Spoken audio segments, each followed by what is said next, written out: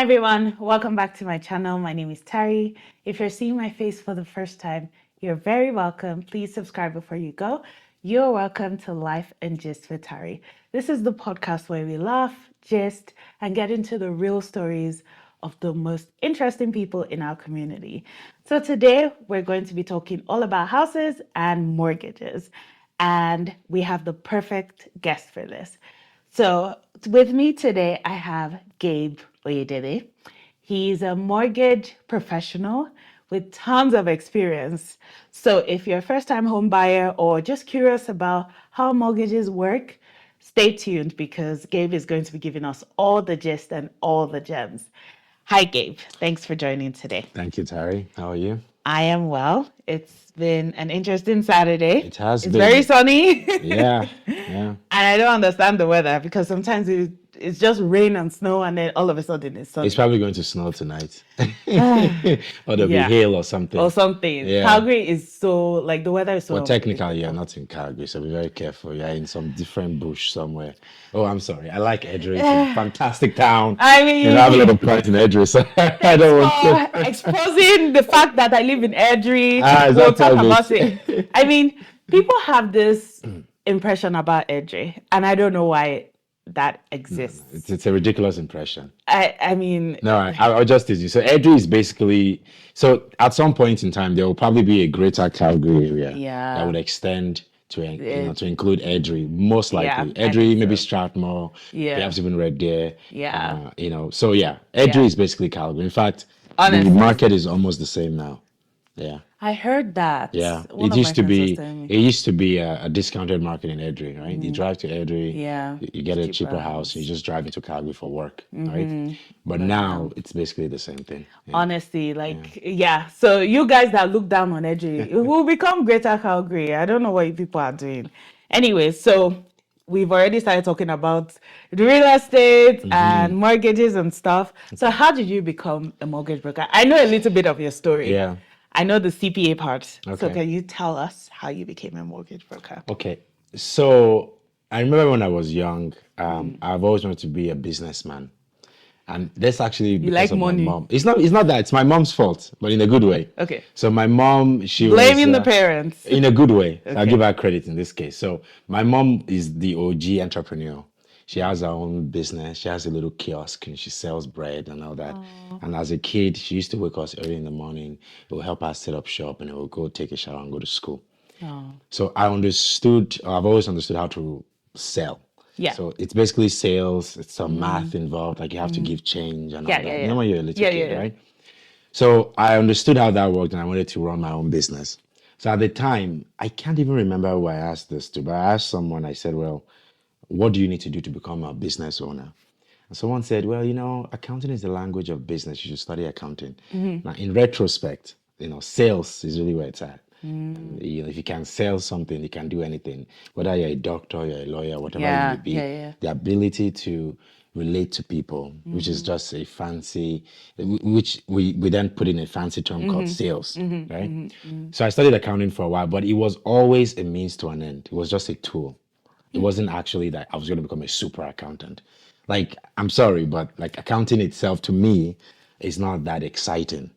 I can relate because I studied accounting. Oh, did you? I did. And you ran away, didn't you? First degree, second degree, I ran away. Look at it. You probably didn't last as long as I lasted. What? How long did you last for? Well, I mean, I tried. I did the How many BSc, the MSc, and then I did a little bit of ACCA. I did CIMA in the UK. Why are you doing all of this? And and then I worked in like private equity for a little bit. Okay. And then I was just like, you know what? Well, you didn't even work in accounting. You worked in private equity. I worked in private equity. Look at your life. Yeah. You see? At least I stayed for about 7 years. You tried. I stayed for 7 years. So I tried. I put in my time, like they say. So around the sixth year, I was already planning on leaving because I was just like, this is not for me. I need to start doing something. And I'm a very big fan of boring businesses. So things like your local dry cleaners, the car wash and all of that. They are not flamboyant. It's not the fancy cars and all that fancy stuff you see on social media. Yeah. These are actual businesses that service a community. They add value and they make a lot of money. So as an avid businessman, if you have one location, you can expand to 2, 3, 4, 5. Yeah. Before you know what's going on, you have like a chain of, 10, 15 businesses, let's say, or 10, 15 locations. So I have a friend of mine. We're both working together and trying to set up one of these small businesses. And at the same time, I used to attend this local, it's not, I call it a private gym. Okay. It sounds A fancier than it private is. gym. It sounds fancier than it is. It just means there's an individual that has I the love gym. rich people. A private gym. Nobody's rich. You're not going to Anytime Fitness. You're not going to Fit for Less. A private gym. Okay, I'm listening. I don't think people have used the word rich to describe me before. I'm very particular with my money, you can say, but I won't say I'm not rich. Yeah. I'll be rich in Jesus' name. Amen. Okay. Amen. Put me your prayer points. So in this small gym, it is really a small gym, but just for select few people, as in you have to invite your friend and then the guy will vet you, because it's not like a Good Life gym, right? It's not a big franchise. So there's a guy there that we always debated politics. He's an older gentleman, and we always talk about politics, different Canadian and US politics mostly. And he's always inviting me to his office. He's a head broker. He's like, hey, come check out our office. We do this, we do that. I'm just like, I'm gonna come to your office. We start arguing about politics even more. It's bad enough I spend an hour arguing with you like this man, But one day I actually needed a mortgage. A friend of that same friend I was telling you about, we're trying to come up with a business. We actually saw a fourplex and we debated going in together, like getting the mortgage together. So I went over to this gentleman's, his name is Richard Anderson. He's the owner of Enrich Mortgage Group. Shout out to Richard Anderson. So I went to him and I said, hey, we actually have this fourplex deal. Like, what do you think we can get for it? He's like that's, forget about that. Like, that's something, we can talk about that later. So what do you think about the office? I'm just like, the office is nice. It's not an office. I've been to different offices. It's an office now. It's an office. I've worked in different companies before. Like, he's like, okay, but do you know what we do? Yeah, you get it. I have a mortgage. I give it to a mortgage. I give my documents to a mortgage broker. It's like, oh no, it's a little bit more than that. And I always joke and say that it's a propaganda scheme.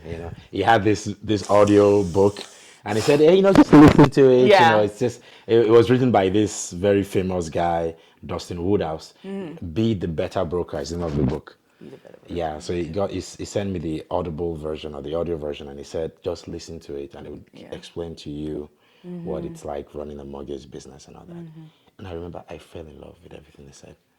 Really? I did. See, it's not even so much about mortgages itself, even though now we do kind of mortgages. It's the business model. Right. So think of it this way. You have a business where you get cash and you have very little overhead cost. So if you're into businesses, one of the most expensive part of running a business are the overhead costs. Yeah. Salaries and wages, and rent, and certain other overhead costs. Or the rent is probably the big overhead cost itself. Yeah. Salaries and wages, depending on how many employees you have, so that wouldn't really factor in. But the rent and all the systems in place, things like that you can't really control as much. Yeah. So you have a business where the cost of entry is pretty low. So you're not even putting huge upfront capital. You take the courses, you become specialized. Now, the biggest expense is probably your skill set. So going back to skills, I like accounting because it gave me skills to actually interpret numbers. I don't think of it as a profession. I think of it as a skill set. So this business model, it forces you to be an avid salesperson. That's another skill. It forces you to work on marketing. Communication. That's true. And now you're still working on numbers. Things, and with little to no overhead cost. You have your laptop. You have some systems, but they're all done online, They're all digital. You have your phone. You can work anywhere in the world. I can be in Congo. Yeah. It's just the time difference that would probably be an issue. So I saw it as a very good opportunity to get into my first business with little to no overhead cost, with little to no upfront capital. And I thought it was perfect. Because I thought, I'm back to how I normally think. Yeah. I went into accounting to become a businessman, to understand the language of business. But I realized over the line that I don't have other skills to be a good business person. So this is a great training ground. Interesting. The skill set you learn from running a business where you have to take care of marketing, sales, communication, numbers. You have to take care of your mindset. Everything. You have CRM system, like customer relationship management system. You do all this stuff. You do a lot, though. No matter if the skills you learn from that business, you can apply that into other businesses. That's true. That's very Very interesting. few businesses allows you to tap into all of the skill sets. If you're if you're a mortgage broker and you don't know how to communicate, just forget about it. Yeah, yeah, Okay, yeah, so you yeah, know how to communicate, but you yeah, don't know how to run numbers and show people yeah. how they can save money. How? Okay, so you can do all those What's stuff, but nobody knows about yeah, you. You can't nobody. market yourself. Yeah. You're Oh, basically that's you very can't. interesting. So realtors and mortgage brokers, I'm sure there are other Yeah, business models. yeah, You find that if they actually take that knowledge somewhere else into other yeah. professions, They will also they thrive. do quite well. Yeah, they will Yeah. also thrive. So That's very that's how good. interesting. That's a very long-winded Yeah, response, I mean, I like that. I like hearing like your journey into where you are right now, and I think you guys, like you said, realtors and mortgage brokers and mortgage specialists, you guys live very interesting lives. Like you people are, Which yeah, interesting life is that? yes. I feel like so I'm a nosy person. Okay. Clearly, that's why I I can started already tell this, you're a nosy and I person. I mean, can. you're asking me I all these mean, nosy questions. You know? yes. And so you guys have like a front row seat into people's the intimate part of somebody's life, which That's is their true. money and That their is true. Yeah, finances. yeah. My friends will probably not tell me about their finances, but they will come to you and tell you, "Ah, this is how much, these are the loans I have, Yeah. these are like this is everything. You're seeing me, I'm very vulnerable and exposed. And I think it's so interesting. And I don't think I can be a mortgage broker though. Well, Because getting your house, sorry for interrupting you, but yeah, getting your house is one of the, I think it's one of three most stressful part of your life. it Your is. first home purchase, and with, marriage and Yeah. funeral and all that being the other two. Me, I like how you put marriage and funeral. Yeah. But yeah, I mean, I get it. It's very stressful. Emotions are high. Yeah. If you're not emotionally intelligent, and that covers a lot of things. Or, Yeah. it's not just one thing. Yeah. If you're not emotionally intelligent, you can't make it in the industry. Even with your emotional intelligence, you still may not make it in the industry because there's more That's to it true. There's more than to just it. that. So Yeah. Yeah. it's very interesting. Yeah. It It's a really training ground for patience. Yeah. It's Oh. a training ground for, emotional Yeah. regulation. Yeah. You call me when you get a call from your client's dad, Yeah. a week before possession, after you spend 2 months working on the file, telling Yeah. you, oh, sorry, we've decided to go somewhere else with our mortgage. Based on all the work you've done for us and you've cleaned everything for us, you've made us, you've packaged the deal for us. We've now taken all of that and given to our family friend who couldn't do it for us to begin with, who knew nothing about how to structure the deal. But now that you've done everything, you've decided that, well, friendship is more important than, you know. Call me when you're in that position and you've lost thousands of dollars doing that. That's what this industry is about. So I think that there's certain careers that I can never do your job I'm because sure you I can. I will believe in you. no. After I've put in so much work, you're taking it to your friends, sisters, brothers, uncle, cousin. Yeah. I don't get. Meaning what? Yeah, That's why I say I can't do you people's job. Like you it's very people interesting. are, yeah, it's Yeah. actually very interesting. Okay, so we've gotten into how you became a mortgage specialist. So I want to buy a house. Okay. How soon do I need to start prepping to buy a house? Okay. When do I start working on my finances? When do I start clearing my debts?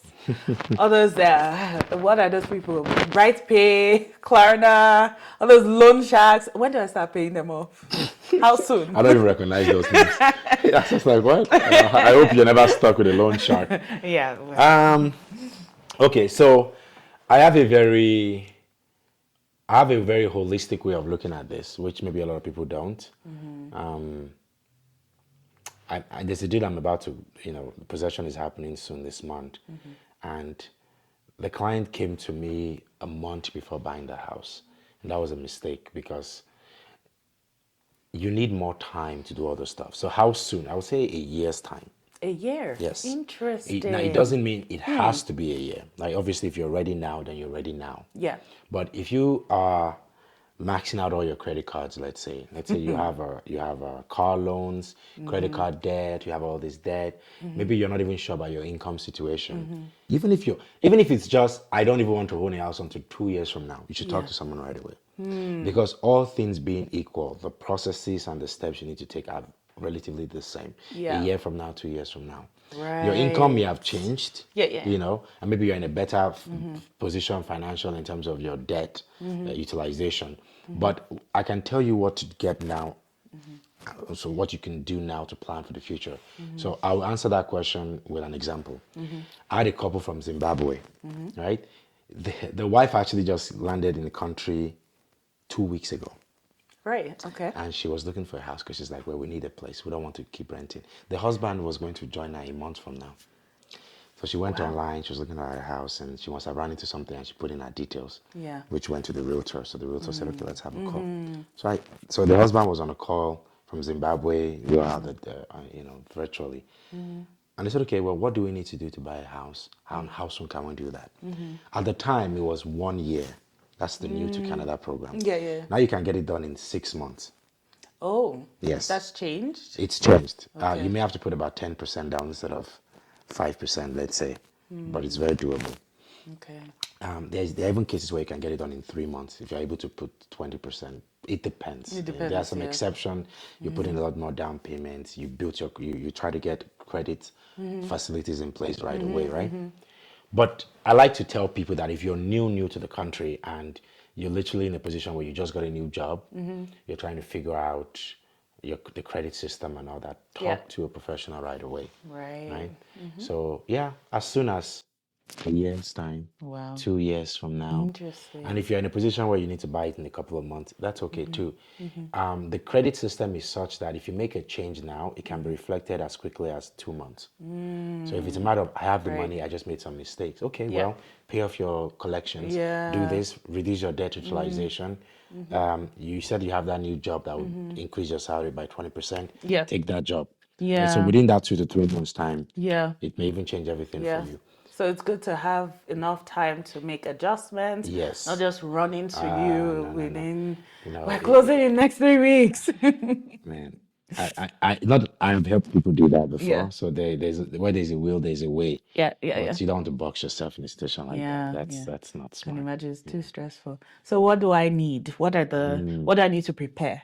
Okay. So I know finances obviously like make sure I have a job, pay stubs. What does that look like? What do I need to prepare? So I call that your documents checklist. Okay. So the first documents you need to factor in are your income. Right? So we can call this maybe the 4 pillars of real estate or 4 pillars of mortgage, just to give it a fancy name. Let's say we're writing a book. The first one is your income, right? Okay. You want to have a full-time job, a full-time permanent job, or you want to run your own business. Right. Now, the business is a little bit tricky. You may need to run it for at least 2 years. A year is fine, but you have to put 20% down. So the most common one is full-time job. Full-time. Right? Okay. So full-time permanent. Full-time permanent. Can be contract. Can be contract. Okay. Yeah. It can be contract, but you have to put 20% down. Right? So this we're talking about, let's just assume we're talking about a situation where you're putting minimum down. Yeah. If you have 20% or more, there are always something called exceptions. There's an exception to the rule. So for now, let's just go with the norm. Most people like to put less than 20%, right? Yeah. Okay, so full-time permanent job. So that's your letter of employment and your pay stubs. Those are the 2 documents. And maybe your notice of assessment as well. Okay. The second one is your down payment documents. Now, down payments mostly comes from your own resources, but it can also be gifted. It can be gifted from a direct family member. Okay. So parents, siblings, grandparents. Do the parents have to be in Canada? No. Okay. They don't have to be in Canada. If they're coming from a different country, it's a little bit, there's more due diligence. Right. So you may have to provide us with your parents' 90 days bank statement. Back home. Interesting. Back home, yes. Okay. Yes. So I've had clients from the Philippines, India, Nigeria, the UK. Yeah. And that's some things that make some people uncomfortable because now you're being a little bit invasive. Yeah. So that if they're in Canada, on the other hand, in most cases, they wouldn't ask for the bank statement. Right. They would just wire you the money and they would just sign the gift letter. Right? So either it's gifted or it's a savings or just your pay from your place of work. There is some situation where they would allow some of your line of credit.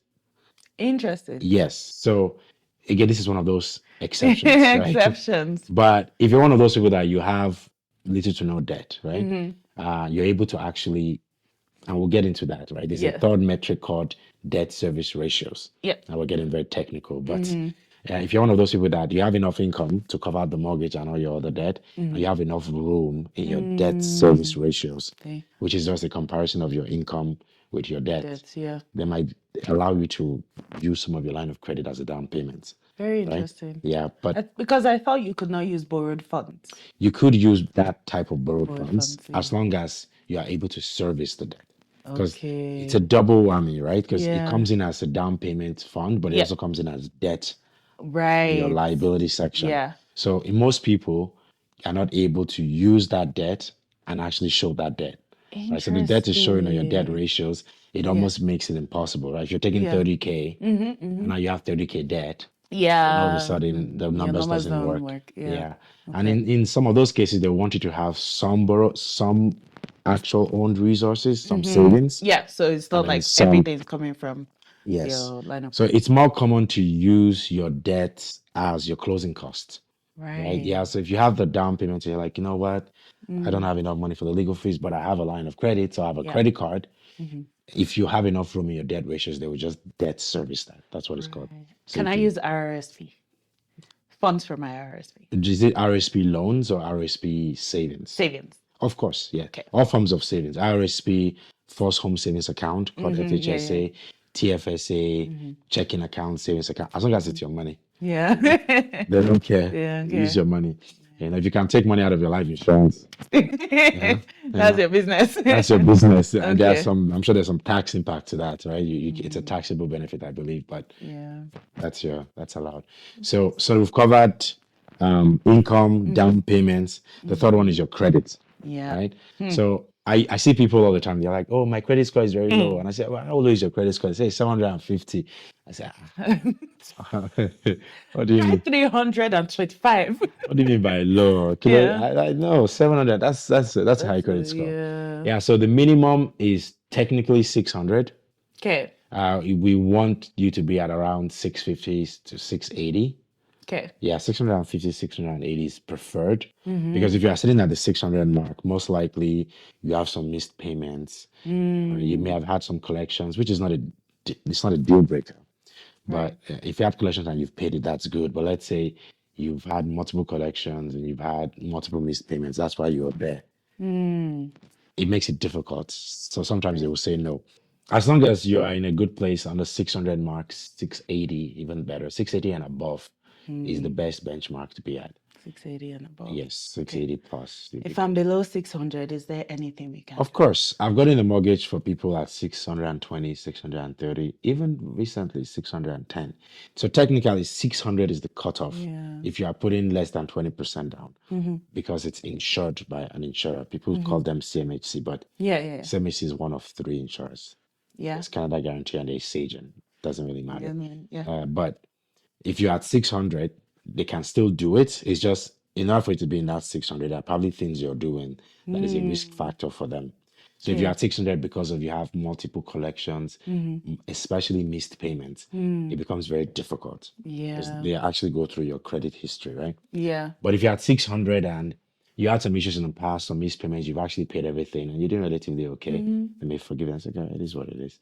So I've done 610, 620. Yeah. Wow. Interesting. There's a lot to consider.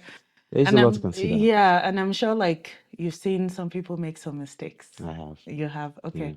I'd love to hear some of the mistakes you've seen, the common ones. I mean, without going into too much detail. No, for sure. Because let me. So when I was buying my condo in 2020, my mortgage broke up because we were going to close around like beginning of December. And before December, there are lots of sales. Thanksgiving sale, Black Friday, Cyber Monday. The way she warned me, she was like, if you buy any furniture, if you go and sign for a payment plan with Ashley Furniture or whatever, she was like, I don't want to see that. I'm like, okay. So she was like, a lot of people make that mistake. They're like, they're so excited about the house. They're excited. Oh my goodness, I finally have my dream home. And then they now start buying furniture or like, oh, let's just buy a new car or something. So what kind of mistakes have you seen? Okay.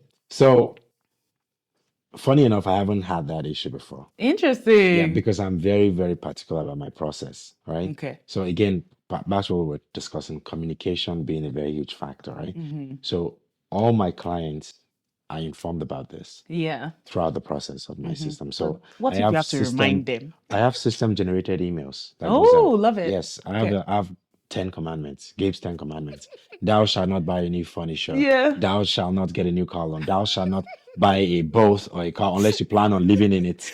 You know, I I'm not love kidding. it. It's there. Unless I am bracket, unless you plan on living in it, because that's your new home. Yeah, because This you will home not be has able to gone. buy. Yeah, so like I'm very particular. So the 10 commandment captures it, and I also tell them as well, on via text and on a call. So I haven't had a situation where my client did that, but I will tell you a very common thing people do, and it's very common in our community since we are mostly talking about Jeez. community. Okay. This is going to be a very controversial one. So, you see some people cancel me for this one, but I'll brace myself. we'll say what you want to say. We are notorious for wanting to live a pretty fancy lifestyle. It's not just Nigerians, it's a lot of other ethnic communities, right? So we Okay. can start dropping names if we want to, but we know what we're talking about. So you see an immigrant come to this country, and immediately they have a Mercedes Benz, $70,000 car with a car payment of $750 per month or something. Um, that is not practical. That is absolutely not feasible. Yeah. When I bought my first house, I bought a car right away, but I used cash to buy it. I Oh. paid $6,000 for it. I bought a A Honda. Facebook I'm not, marketplace. I even got it from a used car dealership. It was really nice. Yeah, that's Honda it. 2003, Honda Civic 2003, and I have a detached house. So my head, I'm thinking, okay, well, the value of my house is way more than the value of my car, Yeah. and my house will appreciate, my car will depreciate, and this car has no car payment. Now I can't drive it to the Yeah. street and say, look at me, or I'm God's gift to mankind. People probably look Yeah, and say, look at and this say useless this man. one. But as I drive my bungalow car, I drive it to my pretty nice house that has a basement and everything. And the It's value, an asset. well, it's an asset. I rented out the basement. I made money doing it, and I have no car loans. In my head, I'm thinking, how can I have a huge mortgage? Yeah. And the mortgage was not even huge because it was even a buyer's market. So, At that time, yeah. at that time. So, but I was thinking, how can I have a house and then I also have a mortgage payment and I also have a huge car payment? How about I stay with the house for a while? Maybe I'll sell the car in a couple of years and I'll buy a nice Yeah. car because by then my income would have also increased, and I would psychologically speaking, I know that I'm able to manage these expenses because that's another thing. You go from paying 1,700 for rent to 2,500 for a mortgage. Mortgage. Psychologically speaking, you are not ready for it. Yeah. Even if you have the money financially, sit down and ask yourself, how do you spend that money? Yeah. Yep. So that every Friday and Saturday back to back, people are going to Nigerian restaurants. You're spending $300, $250. You probably can't afford to do that anymore. But That's you don't know true, that but you yet. don't know You that. think I make so much money, I can do all Yeah, I that. can do But you that. can't. So okay, hold the house for a while, make 5, 6 mortgage payments. You're like, Yeah. okay, looks like I Yeah. can service, and then start doing it all over again. Yeah. But if you do that while you have a huge car loan, Yeah. you have to change something in your lifestyle. Yes. Whether that's your Yeah. shopping Yep. expense, Yep. maybe that's your vacation, Oh, those trips you are yeah. going to, maybe you Can't scale do it those down, trips. But people Yeah. don't think like that. So that's how I think. And I had a client, so this is my most recent story, came to me, pretty nice guy, it's probably about 33 years old. He has a very nice Porsche. Really? Porsche, I think it's Cayenne or Macan. And he was Ooh. paying 1,100 per month. 1,100. That's right. Car loan. Just the car loan. I'm not even sure. I'm not sure Wow. what the insurance is. And again, nothing wrong with that. They'll be hailing him. Oh. Oh, if I drive my small Pangolo car one day, They'll you say, know, no, living is very poor. my small Pangolo, somebody will just slap me. They'll just say, I get out. I don't think I'll be allowed to enter certain circles with my car, So it's funny because, and again, he's a good guy. I'm not taking anything against him. Yeah. But with his income, while he was able to service that car loan, he can't service a mortgage. So we ran the Right. numbers and I showed him because I have a virtual call with my clients. Yeah. And the idea is I want them to see what I see. Yeah. There's no There's hidden. I no, said, look yeah. at the Yourself, numbers. look, And look at the and I look showed them at it. and I showed them the ratio. So you see this ratio. Yeah. The max is 39% GDS. You are Max at is 44%. 52. What do you want me to do at that point? The answers are usually clear. Pay off Yeah. this credit card, please. Yeah. So in this case, it was like, okay, well, you can't afford to have this car loan Mm-hmm. and get this mortgage. Mm-hmm. Let's trade this in. Let's go from a Porsche Mm-hmm. to a Lexus. Yeah. So it went down from He 1,001 answered to you. 4. Of course, it is. No, You not because say the people that will say me, oh calm yes, down, oh yes, forward never, backward backward never. never. And it's funny enough because in a lot of cases you have to take a step back to take Yeah. 15 steps forward. Mm. People always True. forget that. True. You know, one step back, 15 steps forward. Mm-hmm. You're not always going forward. You know, I took a step back Mm-hmm. as an accountant. Mm-hmm. I'm a CPA. Mm-hmm. I worked at Deloitte. I worked at KPMG. So look Yeah. at me, I'm so fancy. Mm-hmm. And I've become a mortgage broker. Mortgage. How much are they making? Chasing deals. How Chasing much am deals. I Like, making? what kind of thing is that? But you have Yeah. to look 10 years from now, 5 to 10 years from now. If you make less income in your first or your second year, can you Yeah. make more in the future when you're now settled in your business? Yeah. The answer is yes. So he Yeah. did listen to me. He Mm-hmm. traded in his car for a Lexus. His car payment went down to, I think, 470 per month. Nice. And just like that, surprise, surprise, from 1,001 to 470, he could buy the condo, right? Yeah. So it's very, very common that people focus on huge, fancy cars. Hmm. And you have to realize one thing, unless you need a car for certain things. Mm-hmm. So I can see a case to be made for a type of vehicle in some business circles. Okay. You're meeting with clients a lot of the times. Yeah. You know, Yeah. if you're entertaining Impression certain matters. people, then yes, impression does matter. Even though I don't think it should be the case because, you know, but that's society. You know, there's no Yeah, point in that's fighting what society. exists. Yeah. You know, a man that drives a fancy car that is quite unintelligent Yeah. is still going to be unintelligent Yep. if he's driving a not so fancy car. Yep. Yep. You know, Yeah. but it is what it is. Mm-hmm. So Yeah. yeah, Very it's interesting. yeah. It's very interesting that you've not had a situation where someone has gone to buy a house why they're with me. while Not that I like that you warn people, so Mm. that's really good. But have you seen any like scenarios where the bank has rejected this person's mortgage application? What are the scenarios that you've seen? Okay. So there are various reasons why a bank will reject your application. And that's why I always tell people you need to have a mortgage planning session, whether that's with your mortgage broker or with your bank, right?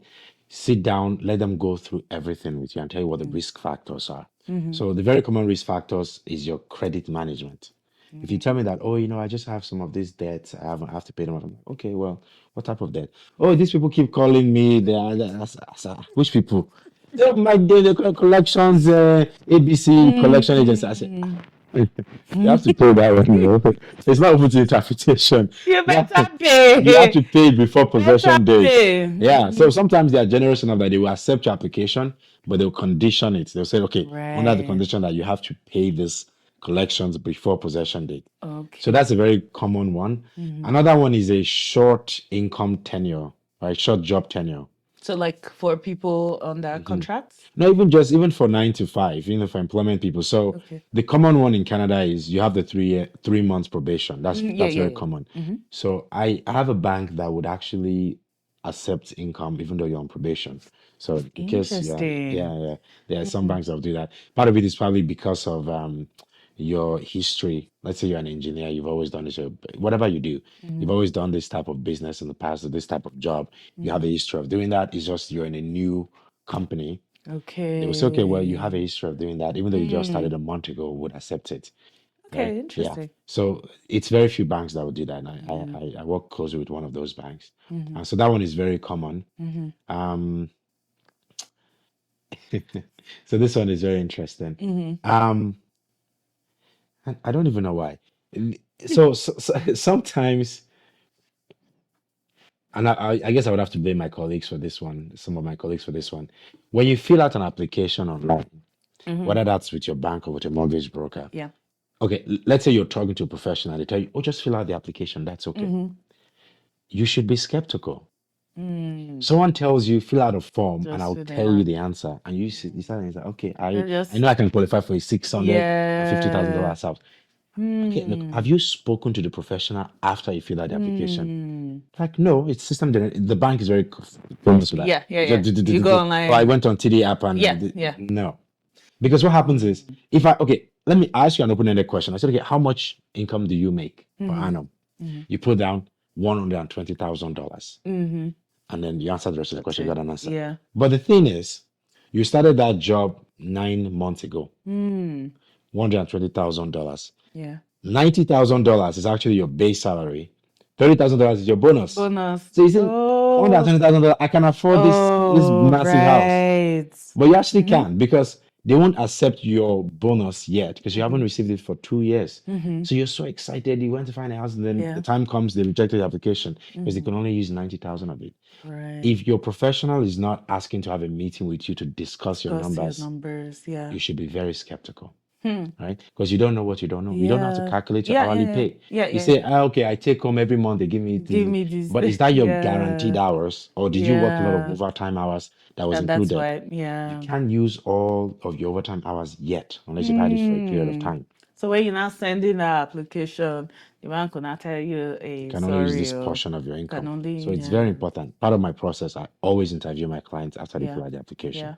So once you put in an offer, you know exactly what you're getting. Do you have clients lie to you? All the time. All the time. I just thought about it. As soon as you said you were interviewing, I said, people are lying. All the time. So as you do this business, you start getting used to, and this is where the emotional intelligence get used comes. to it. Okay. No, you start getting used to how to talk to people. Okay. Right? So get the answer. People lie to you because they don't feel comfortable telling you certain things. They're shy. They're a little bit embarrassed, right? They're a little bit scared, they're a little bit worried. It's not really about you. Yeah. Like, I just met you. Yeah. You're asking me all these questions. I'm asking questions like, oh, do you pay child or spousal support payment? You're like, what's that? Your business. What's that? That's my problem. But you actually, that spousal or child support payment is actually a valid liability. It affects your qualifying amount. Yep. So you need to tell me the truth. But you haven't even told your best friend that you just went through a divorce. So it's not personal. I just don't know you like that. So when you're communicating with people, the emotional intelligence has to come to it. Like, hey, listen, by the way, this is going to be very invasive. I apologize out of that. What's happening? Yeah, who died? Like, well, so banks ask some very silly questions. So one of them is, I need to ask you this question. Like, have you ever been married in the past? Like, I mean, we're together now, but I was married for like a year. Okay. Well, when you guys separated, did you agree to pay something to your ex-husband, or are you paying some child support payment? It's like, I'm asking this because I want to hear your gist. I don't want to hear your gist. It's not personal. It's just it does. You have to be honest, and it does come out. And yes, to your point about would they reject a deal, you can approve a deal. Everybody's happy and excited. 2 months from now, you're at the lawyer's office. You're trying to take possession of the house. Boom, the deal is canceled because you didn't disclose that you have certain spousal payments or whatever, and it comes up. Right? Because certain things show up, right? The popular ones is people try to hide that they have other properties that has mortgage in it. Oh. Yeah. Wait, why would you do that though? Well, because in this country, you can. Where there's a will, there's a way. Let's just leave it at that. Okay. Where there's a will, there's a way. So certain people find ways to hide this asset. Yeah. But your lawyer has access to the Alberta Title Registry Office, whatever you want to call it. So they can actually search you in the database and find this property and find the debt you have on it. And because you haven't disclosed it up front, even if you disclose it now, it affects your debt ratios. You wouldn't have gotten the house with that mortgage there. But even the fact that you didn't disclose it, it means you are basically defrauding the bank. You're committing fraud. Pretty much, And so they cancel it. So your down payment or your deposit, you've paid up front, maybe 20,000 or whatever. Hey, boom, it's gone. It's gone. Yeah. So dishonesty can cost you so much more. People should be saying the truth, though. Do you find that people that you know personally find it harder to open up to you about their finances? That's a very good point. So it is common that your close family and friends will not want to work with you because they don't want to reveal that side. I've actually been quite blessed but my friends and my family members have actually worked with me. Oh, that's I've been blessed, yeah. And I think it's two things. One is actually the individual themselves. yep. So if I have a history of knowing you as someone who parties all the time, someone who we can trust to keep promises and Yep. keep commitments and all that, Yeah. I still see you in that lens. Not because you woke up one morning and you said, "Hey, congratulations to me. Yeah. I'm now a mortgage broker. I'm so good now." Come on. It Yes, doesn't mean that we don't remember yesterday no, when you yeah. were drunk and you were laying on the floor, vomiting Yeah. everywhere. So that perception doesn't leave you just because now you have changed, you have added a title in front of you. Yeah. It doesn't leave you. Right? So the individual themselves is a huge factor to that. But if Okay. I know you as someone who's like, you have some friends, you're like, that girl. Yeah, yeah. If she decides to fly to Spain, to fly to space rather, I know she will do it. There's Yeah. no rocket. She will find the rocket because you Yeah. know her. She's always check everything she does. Yeah, yeah, yeah. So that particular friend, Mm. you can trust that they will do anything, and that friend has integrity. That's the big part. You know that even though you guys are all friends, your personal information will Yeah. not Will leave not the leave. two of you, Yeah. right? Because that's another thing. It's a matter of trust as well.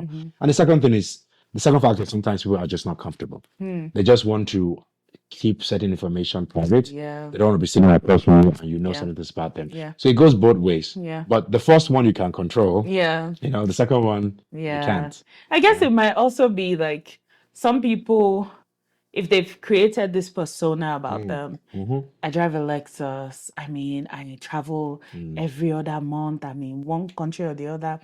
But then my finances, like my debt ratio is like here. Yeah. They might be hesitant to like approach a friend as a mortgage broker because that person, then now they see through the facade of your life. Yeah, and again, that goes back to the first point. Like, Yeah. who are you to your friends?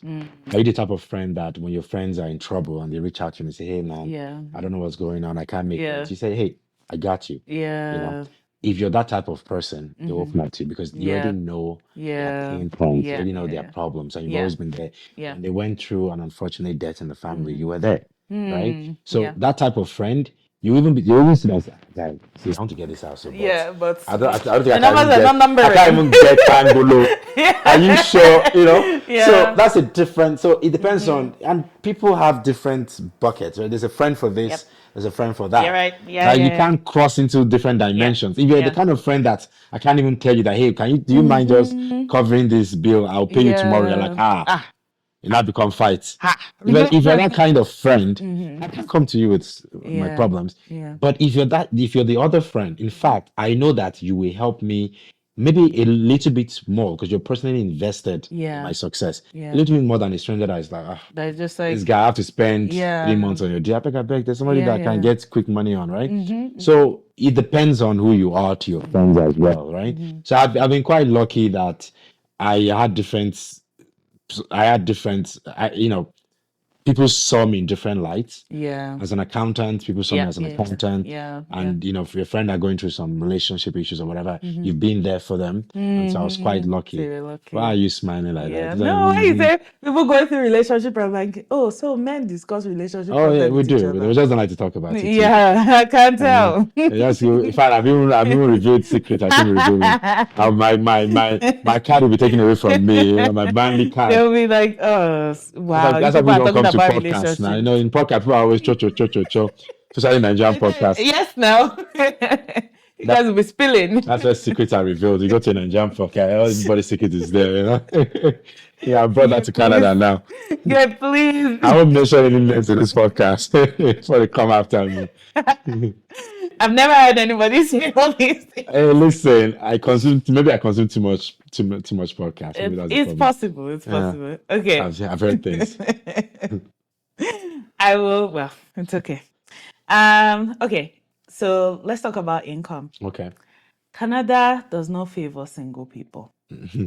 I think single people were fighting battles that only God can help us financially. You have double income households that are just living the life. Because now you have two people. Your 100K plus my 100K is 200. So the kind of house we can get, the opportunities we can get is is double now. So let's say I'm a single person. And we've run my numbers. They'll pre-approve me for like, let's say 400K. Okay. But the house that is really calling my name, the one that I've been seeing in my dreams, I'm praying to God about, is like 425 You're or like 450. Joseph the dreamer. Exactly. Uh-huh. So I've been dreaming about this beautiful house and it's 450. Okay. Are there any strategies or is there any way I can get that dream house? Even though you people have said, madam is only 400K. Okay. So first, I'm going to disprove the notion that two-income household necessarily do better than single-income household. You'll see. You know the problem with two versus one sometimes? What? We have two people that have good income combined, right? But these two people also have their own individual debt. Don't forget, you're comparing the income to the individual's debt. Yeah. So in a lot of those cases, there's actually one couple dragging the other one down. Let's say, for lack of a better term, you know. Don't marry who we drag it down. Hey, you heard it here first, you know. Give the relationship counselor, you know. So it's actually not the case that because both are earning good money, they both have solid credit situation. Yeah. In some cases, they are both really bad, and sometimes it's just one. So Too bad eggs. Too bad does not make a chicken. Is that what they call it? I'm sure there's a proverb there somewhere. In some cases, actually, you have to remove one of the partner from the. Yes, that's right.